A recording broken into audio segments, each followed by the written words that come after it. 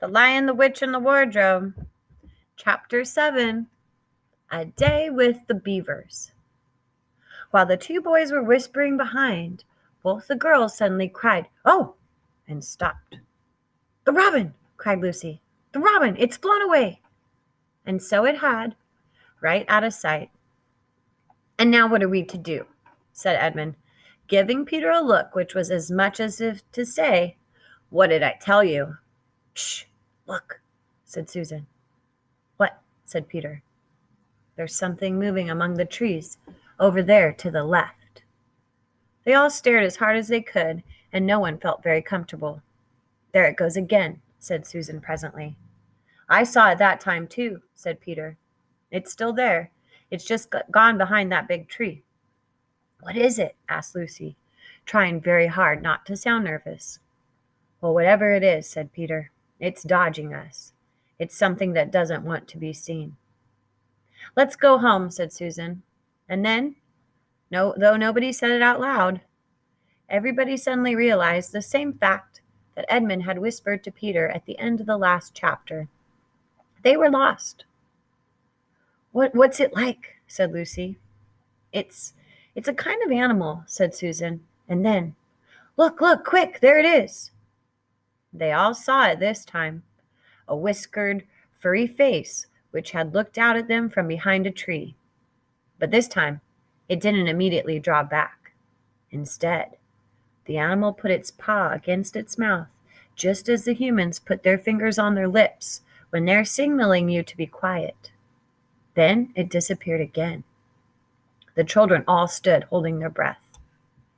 A moment later, the stranger came out from behind the tree, glanced all around as if it were afraid someone was watching, and said, "Hush!"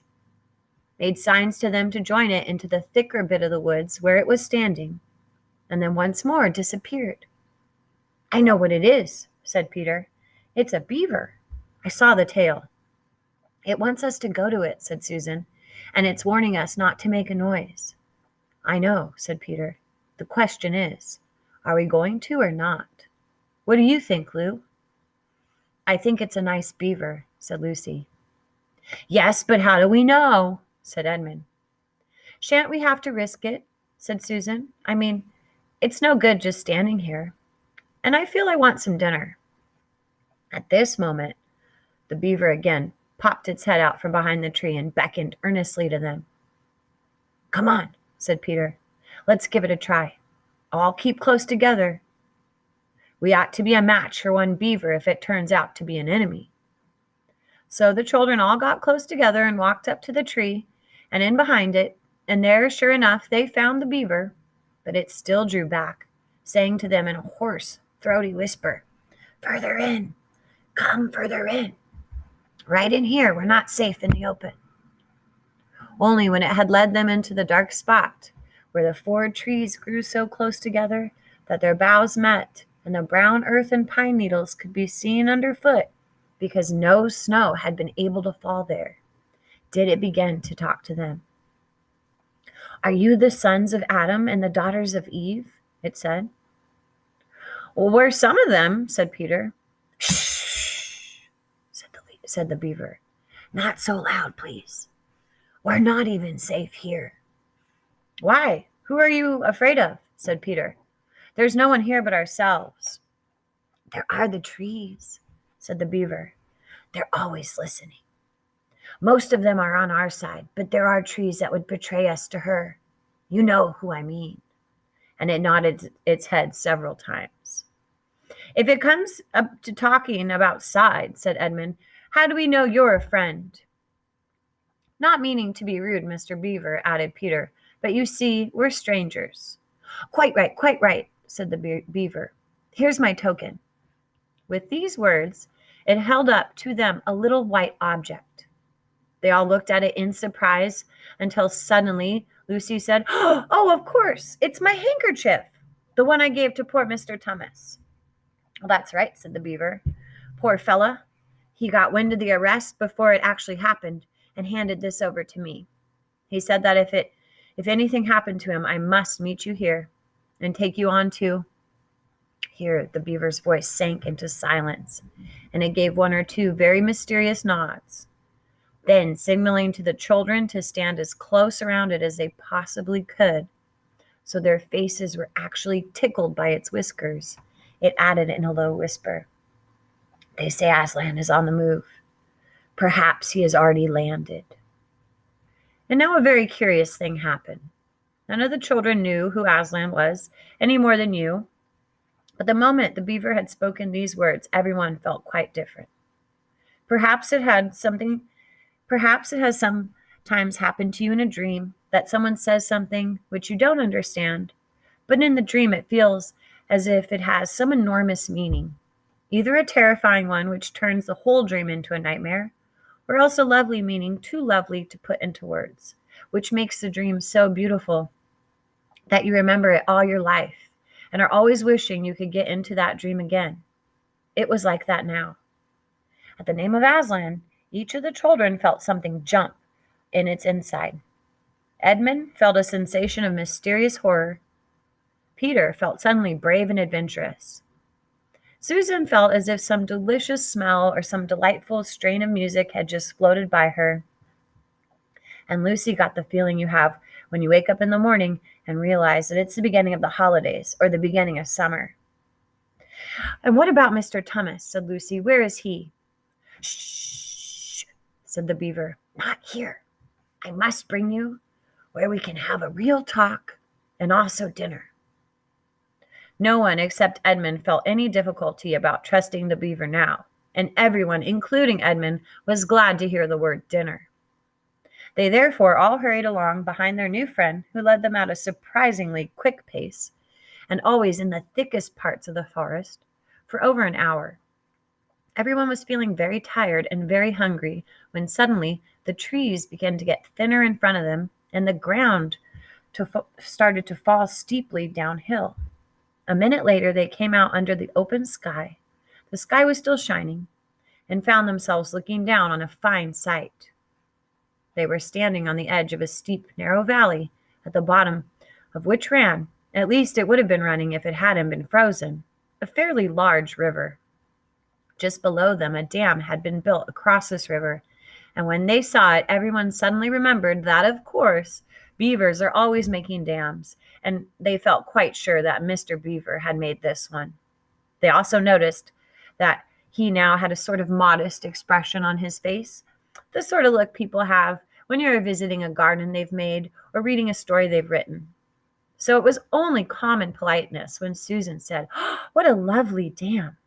And Mr. Beaver didn't say hush this time, but merely a trifle, and it isn't really finished. Above the dam there was what ought to have been a deep pool, but was now, of course, a level floor of dark green ice. And below the dam, much lower down, was more ice. But instead of being smooth, this was all frozen into the foamy and wavy shapes in which the water had been rushing along at the very moment when the first frost came. And where the water had been trickling over and spurting through the dam, there was now a glittering wall of icicles, as if the side of the dam had been covered all over with flowers and wreaths and festoons of the purest sugar. And out in the middle, and partly on top of the dam, was a funny little house, shaped rather like an enormous beehive. And from a hole in the roof, smoke was coming up, so that when you saw it, especially if you were hungry, you at once thought of cooking and became hungrier than you were before. That was what the others chiefly noticed, but Edmund noticed something else. A little lower down the river, there was another small river, which came down another small valley to join it. And looking up that valley, Edmund could see two small hills, and he was almost sure they were the two hills which the White Witch had pointed out to him when he parted from her at the lamp-post that one day. And then between them he thought must be her palace, only a mile off or less. And he thought about Turkish delight and about being a king. Ha, and I wonder how Peter would like that, he asked himself. And horrible ideas came into his head. "Here we are," said Mr. Beaver, "and it looks as if Mrs. Beaver is expecting us. I'll lead the way, but be careful and don't slip." The top of the dam was wide enough to walk on, though not for humans, a very nice place to walk because it was covered with ice. And though the frozen pool was level with it on one side, there was a nasty drop to the lower river on the other.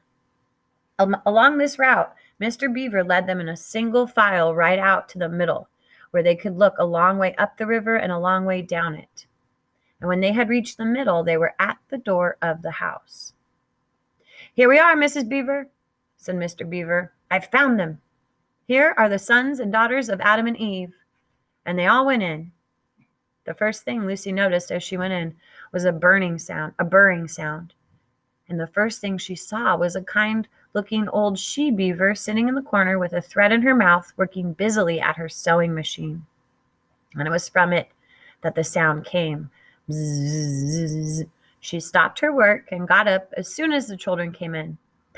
"So you've come at last," she said, holding out both of her wrinkled old paws. "At last! To think that ever I should live to see this day. The potatoes are boiling and the kettle's singing, and I dare say, Mr. Beaver, you'll get us some fish." "That I will," said Mr. Beaver. And he went out of the house. Peter went with him, and across the ice of the deep pool to where he had a little hole in the ice, which he kept open every day with his hatchet. They took a pail with them. Mr. Beaver sat down quietly at the edge of the hole. He didn't seem to mind it being so chilly. Looked hard into it, and suddenly shot in his paw, and before you could say Jack Robinson, whisked out a beautiful trout. Then he did it all over again until they had a fine catch of fish. Meanwhile, the girls were helping Mrs. Beaver to fill the kettle and lay the table and cut the bread and put the plates in the oven and to heat and draw a huge jug of beer for Mr. Beaver from a barrel which stood in one corner of the house, and to put on the frying pan and get the dripping hot.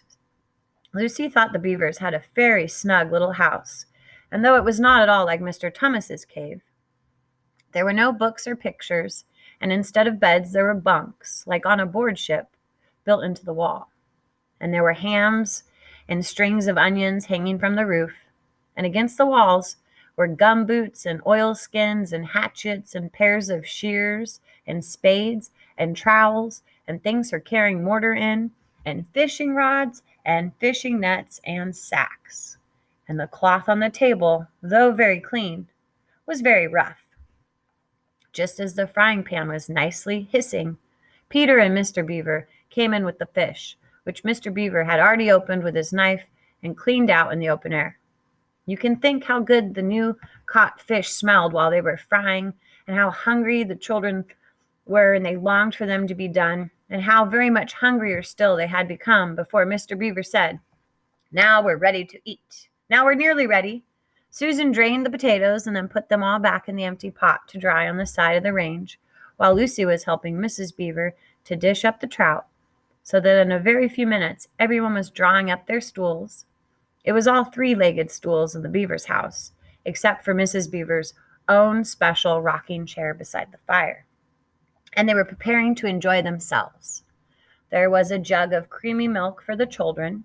Mr. Beaver stuck to beer, and a great lump of deep yellow butter in the middle of the table, from which everyone took as much as he wanted to go with the potatoes. And the children thought, and I agree with them, that there's nothing to beat good freshwater fish if you eat it when it has been alive half an hour ago and has come out of the pan half a minute ago. And when they had finished the fish, Mrs. Beaver brought unexpectedly out of an oven a great and glorious sticky marmalade roll, steaming hot. And at the same time, she moved the kettle onto the fire so that when they had finished the marmalade roll, the tea was made and ready to be poured out. And when each person had got his or her cup of tea, each person shoved back his or her stool so as to be able to lean against the wall and give a great long sigh of contentment. "And now," said Mr. Beaver, pushing away his empty beer mug and pulling his cup of tea towards him, "if you'll just wait till I've got my pipe lit up and it's going nicely, why now we can get to business. It's snowing again," he added, cocking his eye at the window. "That's all the better, because it means we shan't have any visitors. And if anyone should have been trying to follow you, why he won't find any tracks. Dun, dun, dun. End of the chapter.